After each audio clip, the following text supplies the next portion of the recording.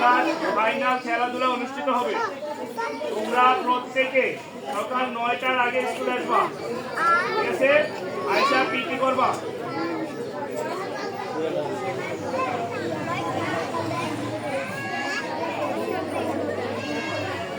প্রত্যেকে সকালবেলা আইসা পিটি করবা, ক্লাসে যাইবা, নাম ডাকবো, নাম ডাকার পরে ক্লাস হবে, ক্লাসের পরে এরপরে খেলাধুলা শুরু হবে।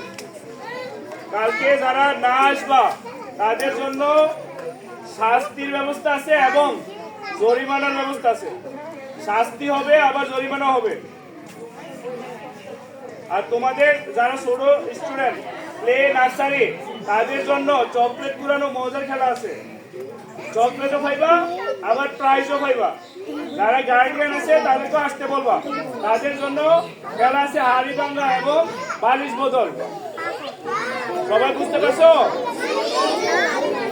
আগামীকালকে কোনো মতে স্কুল মিস করা যাইব না।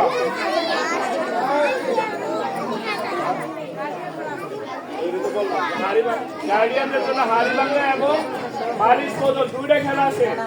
দুইটা প্রাইজ দিতে পারবো তোমার আম্মু আপুরা, বুঝলি? সবাই আসতে বলবা। কোনো মতে স্কুলে প্রাইজ খাওয়া যেত না, বলে আমু। আমি